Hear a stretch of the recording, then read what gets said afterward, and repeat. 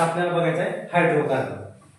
Hydrocarbon नावामध्येच दोन elements तुम्हाला दिसतील, हायड्रोजन आणि कार्बन. मग हायड्रोकार्बन कुणाला म्हणायचं? द कंपाऊंड्स, असे कंपाऊंड्स विच, ज्याच्यामध्ये कंटेन समाविष्ट असतात काय? Carbon and hydrogen. कार्बन आणि as the only two elements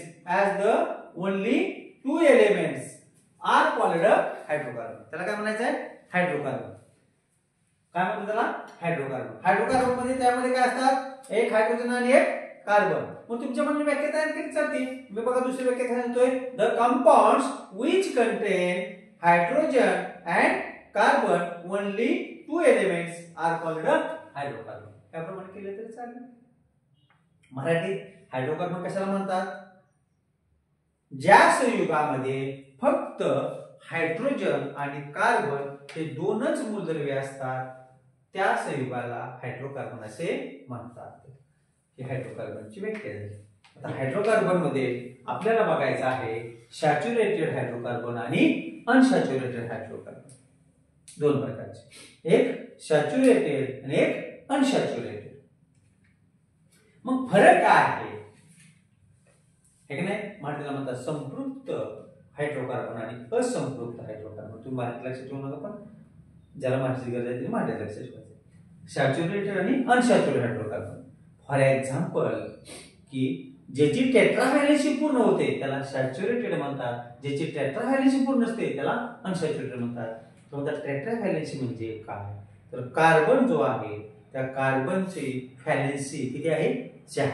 त्याची व्हॅलेन्सी इलेक्ट्रॉन 4 आहे, एक नाही, म्हणजे त्याच्या बाह्यतम कक्षेमध्ये किती इलेक्ट्रॉन आहेत? 4. म्हणजे त्याला अजून किती इलेक्ट्रॉनची गरज आहे? 4. म्हणजे जर आपण कार्बन घेतला या ठिकाणी, एक कार्बन जर घेतला तर त्याला किती इलेक्ट्रॉनची गरज आहे? 4. 1 2 3 आणि 4. बरोबर आहे का?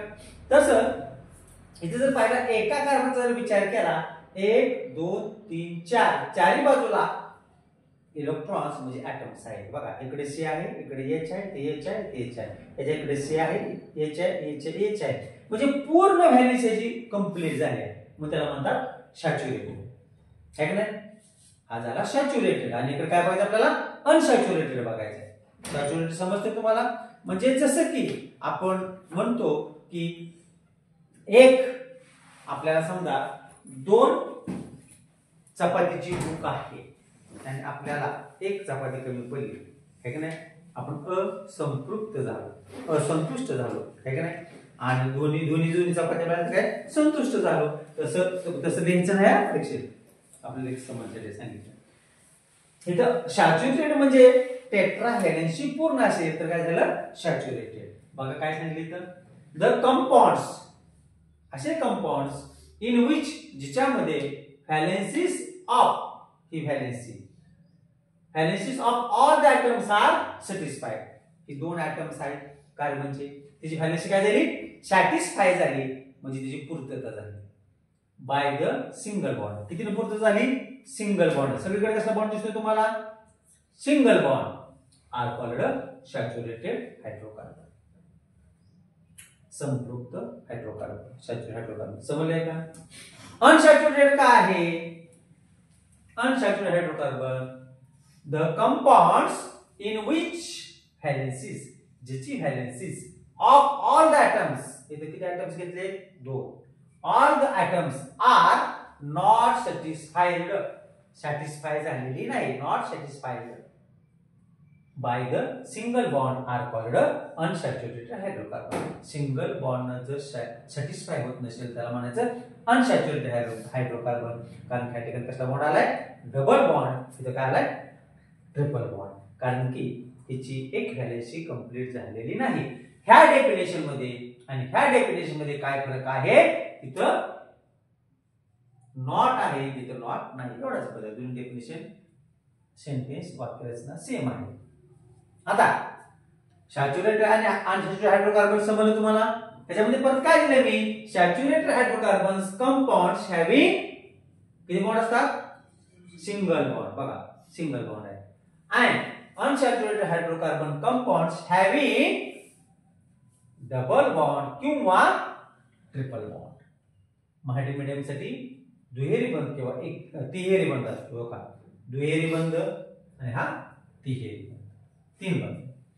पुढे काय दिले, saturated hydrocarbons are also called alkanes. जेवढे जेवढे सॅच्युरेटेड हायड्रोकार्बन त्याला म्हणतात अल्केन्स. उद्या पूर्ण अल्केनची नावं देतो. आणि अनसॅच्युरेटेड मध्ये 2 नावं आहेत बघा, काय म्हणतात त्याला, अल्किन्स किंवा अल्काइन्स. अल्किन किंवा अल्कलाइन्स. काय फरक आहे अल्केन मध्ये, ANES बघा, इथं जो ए आहे त्या ए चा काय झाला अल्किन मध्ये ई झाला आणि ई चा परत काय झाला वाय झाला. अल्केन, अल्किन आणि अल्काइन्स. आता तो अल्केन तर समज सगळ्याला अल्केनच म्हणायचा आहे एकेरी बंध असेल तर, आणि डबल जर दुहेरी बंध असेल आणि तिहेरी बंध असेल म्हणजे डबल बॉन्ड असेल आणि ट्रिपल बॉन्ड असेल, डबल बॉन्ड असेल तर त्या डबल बॉन्डला म्हणायचं आहे carbon carbon double bond are called alkenes. काय म्हणतात त्याला, अल्किन्स म्हणायचं. म्हणजे हा काय झाला रे, अल्किन का अल्कलाइन, अल्किन. ओके, इथे हा अल्किन आहे.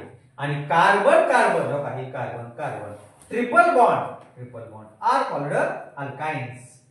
हा काय झाला मग अल्काइन्स. हा काय आहे ट्रिपल बॉन्ड. सॅच्युरेटेड हायड्रोकार्बन का आहे आणि अनसॅच्युरेटेड हायड्रोकार्बन का आहे हे समजलंय का. डेफिनेशन पाठ करा, त्याचे एक्झाम्पल पाठ करा. फक्त मी तुम्हाला काय म्हणताय का, कार्बन कंपाऊंड जे आहे ते कार्बन कंपाऊंड्स मध्ये अल्केनची 10 नावं बघायची आपल्याला.